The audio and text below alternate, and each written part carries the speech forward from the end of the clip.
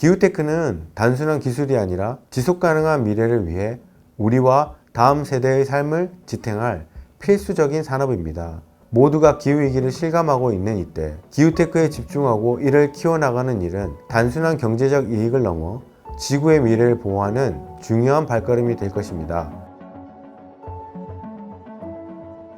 기술과 혁신 독자 여러분 반갑습니다. 서울대학교 환경대학원에서 기후변화 및 탄소순환에 관한 연구와 교육을 맡고 있는 정수정 교수입니다.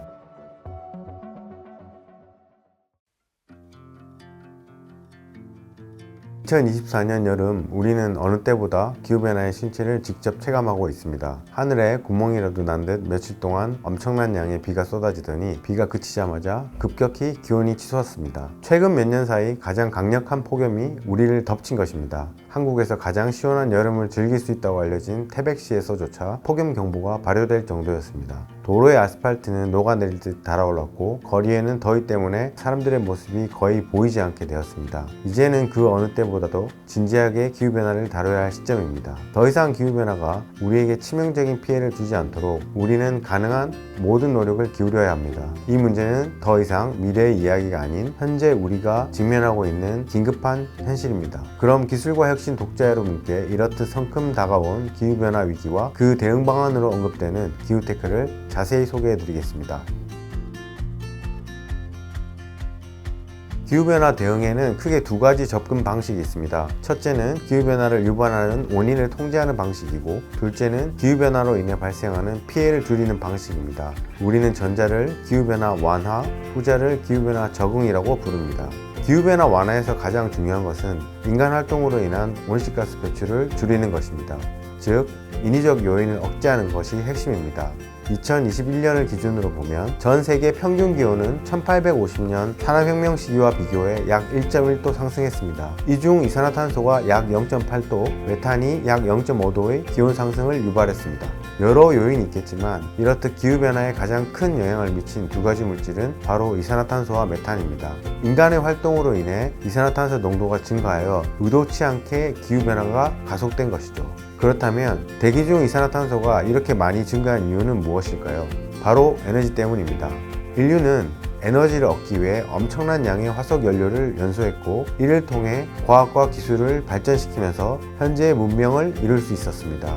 과거 마차를 타고 다니던 시절에는 대기 중 이산화탄소 농도가 지금처럼 높지 않았지만 석탄을 태워 증기기관을 만들고 석유를 사용해 자동차를 빠르게 움직이면서 대기 중에 막대한 양의 이산화탄소가 배출되었습니다. 문제는 이 이산화탄소가 한번 배출되면 최대 200년까지 대기 중에 머무를 수 있다는 점입니다. 따라서 이산화탄소가 아무리 적게 배출된다고 해도 시간이 지남에 따라 계속 축적이 되어 농도가 높아지고, 이는 더 강력한 온실 효과를 초래하게 되었습니다. 이산화탄소의 축적 문제를 해결하려면 에너지가 가장 많이 쓰이는 분야를 살펴봐야 합니다. 바로 산업입니다. 현재의 경제 성장은 산업의 발전을 통해 이룩되었고, 그 과정에서 많은 양의 에너지가 사용되면서 이산화탄소가 대기 중에 쌓이게 되었습니다. 따라서 기후변화를 되돌리기 위해서는 이 고리를 끊어야만 합니다. 경제 성장은 유지하면서도 이산화탄소 배출은 줄일 수 있는 산업, 즉 기후테크가 필요한 이유가 여기에 있습니다. 한국에서 기후테크는 기후와 기술의 합성어로 정의됩니다.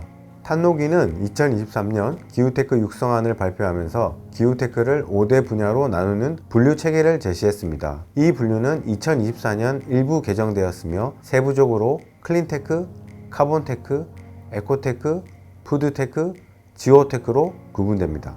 기후테크는 기존의 환경 녹색 산업과 유사한 면도 있지만 온실가스 감축 및 기후변화 적응을 주 목적으로 한다는 점에서 분명한 차이가 있습니다. 특히 기후변화 적응 산업은 그 목적에 따라 다양한 정의가 가능하지만 기후테크에서는 기후변화로 인한 재난과 피해를 최소화하는 것을 목표로 하는 사업을 의미합니다. 예를 들어 홍수 방지를 위한 인프라 구축은 기후테크에 포함되지만 기후 적응의 목적성이 없는 수질 관리 사업이나 온난화와 관련 없는 대기오염 물질의 저감 사업은 기후테크로 분류되지 않습니다.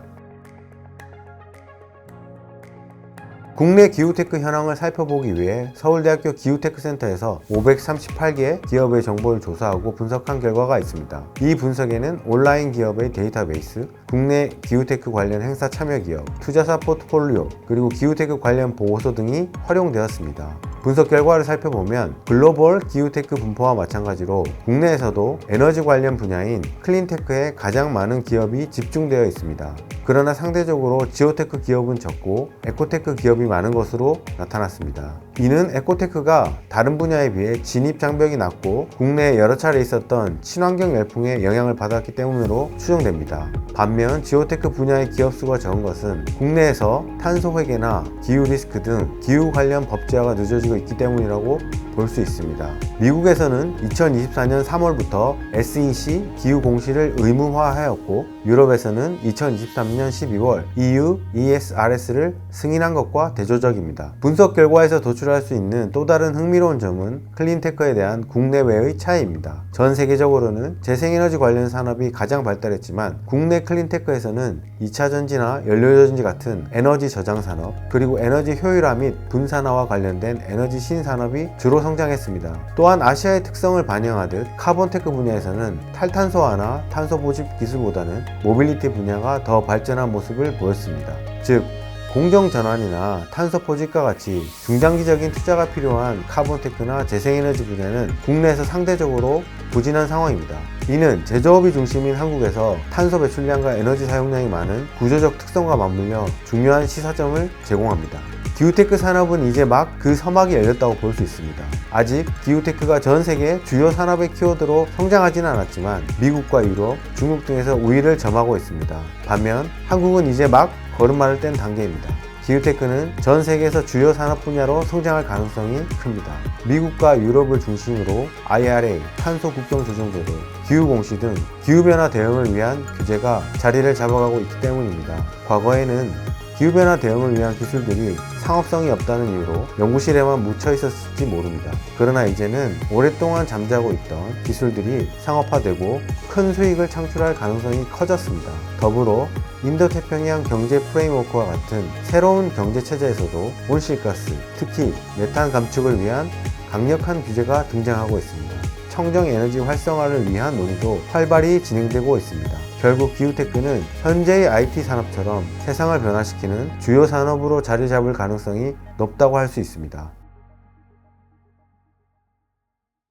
현재 기후테크를 육성하기 위해 다양한 정부 부처들이 정책을 개발하고 있습니다. 지자체 역시 지역경제 활성화를 위해 저탄소 산업인 기후테크 기업을 발굴하고 유치하려는 노력을 기울이고 있습니다. 여기서 우리가 한 가지 반드시 명심해야 할 점은 기후테크는 기후변화 대응을 목적으로 해야 한다는 사실입니다. 당장의 수익도 물론 중요하지만 지속가능한 기술들을 활용하여 장기적으로는 온실가스 배출을 줄이는 데 기여해야 함을 명심해야 합니다. 특히 국가적 차원에서는 기후테크가 국가 온실가스 감축 목표라는 큰 과제를 해결하는 데 중요한 역할을 해야 합니다. 지역 경제 성장의 관점에서도 각 지자체는 모든 기후테크 분야에 골고루 관심을 두기보다는 지역에 맞는 기후테크 분야를 발굴하고 육성하는 것이 중요합니다. 이를 위해서는 지역의 특성과 필요를 깊이 있게 분석하는 노력이 선행되어야 합니다. 만약 이러한 고민이 없다면 기후테크는 그저 한순간에 유행에 그치고 말 것입니다. 기후테크는 단순한 기술이 아니라 지속가능한 미래를 위해 우리와 다음 세대의 삶을 지탱할 필수적인 산업입니다. 모두가 기후위기를 실감하고 있는 이때 기후테크에 집중하고 이를 키워나가는 일은 단순한 경제적 이익을 넘어 지구의 미래를 보호하는 중요한 발걸음이 될 것입니다. 감사합니다.